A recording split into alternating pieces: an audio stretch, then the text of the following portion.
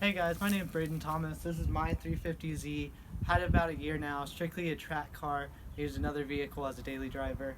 I don't know. I went to around 4 or 5 events this past year, and this is me looking back in retrospect. My top 5 things you should do to your car as a beginning drifter.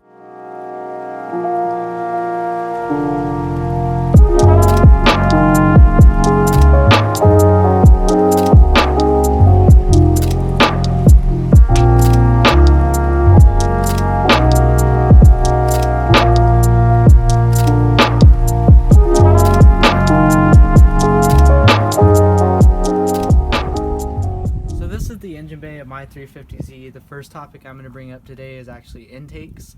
I'm not a big person on saying you should buy an intake necessarily, but depending on the car you buy, it might just come with an intake like mine did. But like I said, I'm not, like, if you buy your car and it has a stock air box in it, I would say just keep it in there. I think it'll do fine for you on the track. So as you can see, what I have would be called a short ram air intake. When I first got the car, it was an actual cold air intake, which means this tubing actually dipped all the way down into the well. I changed that because personally I don't want to drive through a puddle and have water shoot into my engine. So I actually just kind of rigged up. I use this comes with your car from the stock air box. It kind of vents this in, and this is actually an old mud flap from like a Dodge Ram 3500 that I kind of cut out to keep everything separated from the engine and not get any debris flying in from the wheel well. The second thing I'm going to talk about today is actually coilovers. I'm just going to put that as number 2. You will notice a drastic difference with the 350Z just in terms of handling, obviously. On this car, I actually have BC Racing's BR series coilovers. I have no complaints about them. Even for street driving, they're really good. But definitely, second thing is just to get your car tuned up however you need to. Obviously, for drifting, I'm running a little bit stiffer up front and a little bit loose in the rear. So the third thing I would suggest doing to your car is exhaust. I'm going to focus on test pipes. I'm personally running Z1 test pipes on this car, but really any test pipe will work. Wouldn't suggest getting a cheap test pipe just because you don't want to deal with exhaust leaks down the road and stuff like that. As for mufflers, I don't know, you could keep the stock muffler on there if you're wanting a more aggressive sounding muffler. You can search around, there's other videos on the internet that'll explain.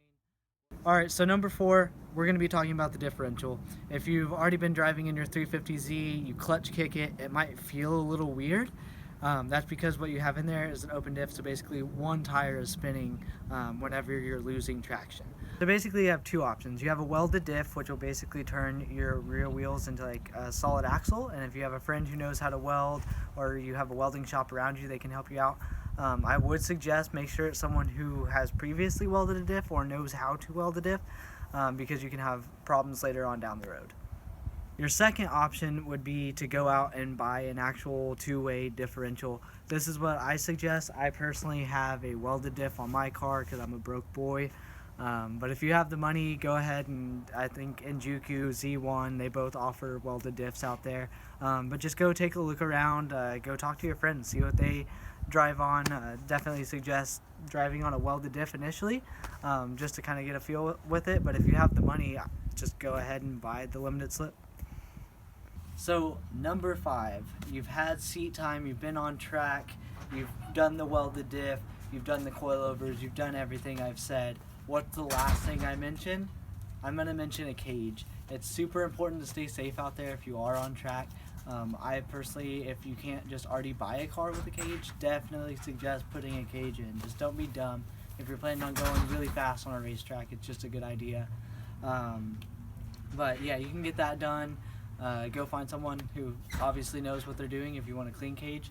You can go online, buy a 350Z cage that already has all the tubing pre-bent for like $1,000, and you're probably going to spend another $1,000 for if you're paying someone else to weld it in. If not, you can always do it by yourself, but anyhow, stay safe out there.